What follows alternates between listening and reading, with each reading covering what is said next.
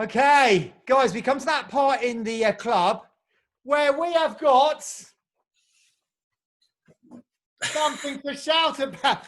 Can you see that? It's back to front. Something to shout about.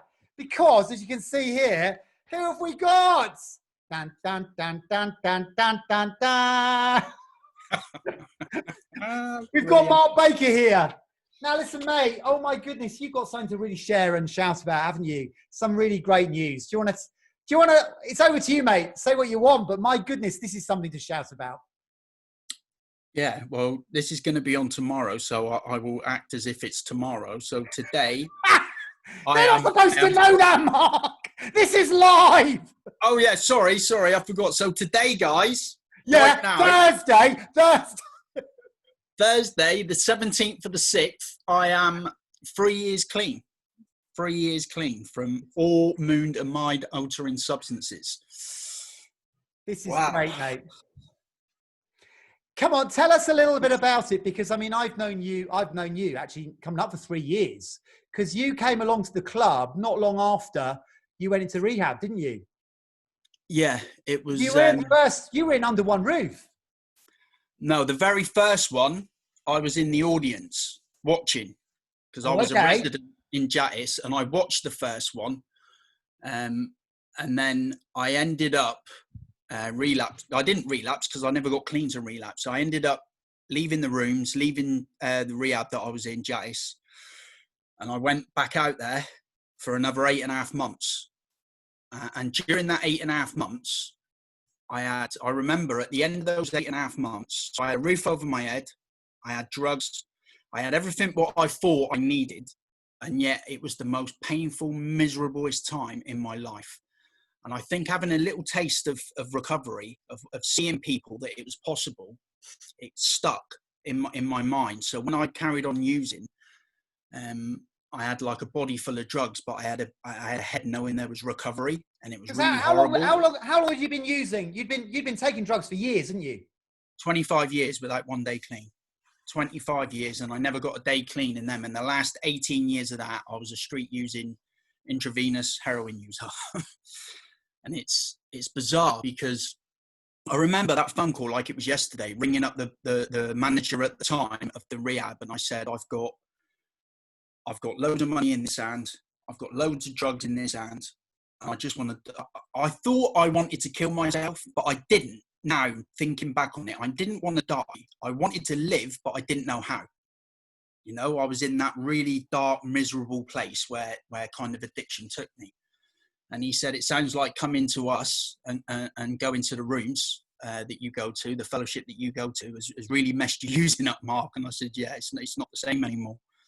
And it was kind of like, it's weird, because I tell my partner some things, like she'll say, have you ever done that? Or, you know, did you ever do that, when we see things on telly? Or, you know, she hears about stuff. And when I tell her, and when I tell her some stories, she's like, she looks at me in bewilderment, because the person she knows isn't the person that I used to be, you know. And I don't know, you know, a lot of people, or some people might watch it, might only know me through my journey since being clean, or know me recently. But I was no different than, you know, and I don't want to, I'm not stereotyping it, but I'm just speaking as it is. I'm no different than the ones that you see sat round Castle Circus that look hopeless and lost. That was me. That was me not many years ago, you know. Yeah. But you because your partner, she's in recovery as well, isn't she? Yeah. So that must be really great for you guys to actually be a mutual support. Oh yeah, it is. It's really good, because you know, I do my recovery, she does her recovery, but we're recovering together. Yeah. So if I need to go to a meeting, or I need to go and ring my sponsor, or if a newcomer rings me and I say to my partner at the last minute, look, there's someone really struggling, I need to go and meet him for a coffee, you know, because I never forget where I come from. That's one thing I try not to forget, is where I come from. And she knows, so she'll just be like, yeah, of course, go and do it. Yeah. You know, and it's the same. If she needs to do it, I'm the same. So we know what we've got to do to stay clean. Yeah. Now we've got Julie coming in actually from Jattis today. She's going to actually be talking to us about the work of Jattis. Do you want to just share a little bit about how that helped and how it worked for you? Yeah, do you know what? I'll be forever grateful for Jattis, because all my years using the drug services, seeing counsellors, doctors, psychiatrists, all these different places, not one time, unless it was, and I just wasn't in a place to hear it, was it mentioned about going to the fellowships. And I'm not going to lie, the rehab really supported me and it helped me. And when I come in, I remember getting taken to a shop to do some shopping for myself. And I stood in the middle of Asda and I had like a panic attack, because I just didn't know what I was doing. I didn't know what I was buying. I didn't know, what ingredients to get to see me through, because I'd never done it. It was all just so new. So I had to be learned like really basic stuff. Even showering every morning at the beginning was hard. It was really, really hard. Like, the literature I read, it said it takes some of us to like that animalistic level. And that's the way I used to live. I wouldn't wash, change my clothes, feed myself. Everything was just neglected, because all I wanted to do was use. I totally lost myself. And Jattis was a massive part in supporting me, starting off at the basic level and building me back up. And they suggested going to to drama. And I struggled with that. I used to sit over in the corner and just watch you guys for ages, and I just want to leave. I didn't even want to be there. Everything was just really, really hard at the beginning. But recovery is not easy. I don't believe recovery is hard. I believe what made it hard is my resistance to it. Yeah. Because I didn't know any other way to live. But once I started just turning up, doing the things, going against the grain. So every time my head would say, don't do that, it's a waste of time, it's a load of whatever, just don't do it. I do it because I needed to do something different. Yeah. So really, you had to get to rock bottom before you actually realised that, though. Would you say that's fair? It is, but there's a tricky thing with rock bottoms, Martin. I had a lot more consequential rock bottoms when I was using, and that didn't stop me using. Consequences have never stopped me using. I had to come to a place where I was just dead inside. My rock bottom was an internal one. Yeah. Like I said, I tried to commit suicide once. I took a massive overdose, and I come around like 2 days later. And I always thought I wanted to die, because I just had enough of the way I was living, but I didn't. I wanted to live. I just didn't know how to live. I didn't know how to live life without using drugs. That was my solution to everything. And it worked to start with, but then it gets to a point where it doesn't work, and things have got to change. And I finally, with the support of Jattis and the local drug services, I managed to do my detox. And then how long were you in Jattis for? So you went into Jattis and you were in for, how many weeks do you normally go in for? I'd done 19 weeks, but I was still mucking around using. Then I disappeared for 8.5 months. Then I come back again. And I think I was in there in total, before I actually left, it was about 2 years, just over 2 years. Wow. And was that where you met your partner, in Jattis? No, well, I was in Jattis at the time, but I actually met her going to the rooms. We started to speak in, and then we just started getting to know each other. So, obviously, Mark, you are a real testament to, recovery can happen. And you're just such a great guy. And, to actually think of what you were, it's hard to believe that now, and you've got your act together and you've got your little family and your son and stuff. And, what would you say was the big difference now? And what is the thing that keeps you clean, do you think? Well, it's all the things I do. I have to work. See, I always used to think, if I had enough money, everything would be all right. If I had the right job, everything would be all right. If I had the right girlfriend, everything would be all right. If I lived in the right area, everything would be all right. And I was always looking outside to change what I thought was my problem. But what I realized was none of that matters. None of that external stuff matters. It's what's going on inside here. So I have to change from the inside out. Because if I don't go within, I end up going without. And how did that happen, mate? How did that happen? For me, it was the process of going through. The only thing that's had the ability to change my perception, the way I see the world. So as an addict, I live in fear. I live in resentment. I tend to gossip. I live in depression. I live in anxiety, panic attacks, all of that stuff. And the only way I deal with that is when I went through the process of the steps,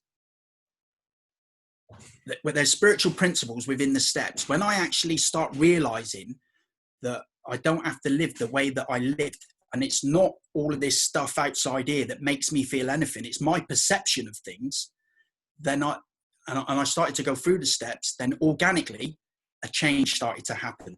Yeah. And it's brought me to a relationship with my God. It's brought me to a relationship with myself. And then that enables me to then have relationships with other people. And that's all I ever wanted. But I just didn't know how. I just couldn't do it. Mm. Well, that's amazing, Mark. It's really amazing. And you know, you're doing a great job as well, because you're actually work as a mentor now, don't you, and a facilitator within NA as part of your service. I mean, how important is that to you, actually, to be you know, sort of pulling people up from where you were and helping people along the way? It's massive, Martin, because that's the way it works. If people come in, if everyone came in, got clean, thought life was great and disappeared, then it would wither and die. Mm. You know, so if people had done that before me, then I wouldn't have been able to get clean.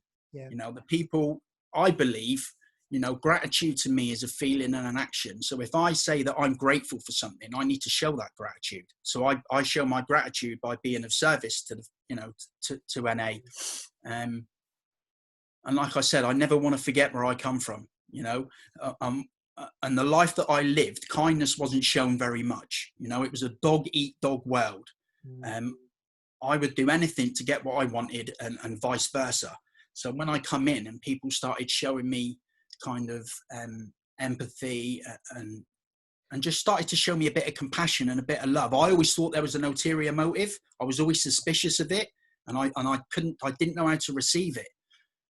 But it was that love that kind of held me. It held me and it carried me along. And then the more that I kind of realized that people didn't necessarily want something from me, they just wanted to be there and help me, then I started to believe it, started to feel it.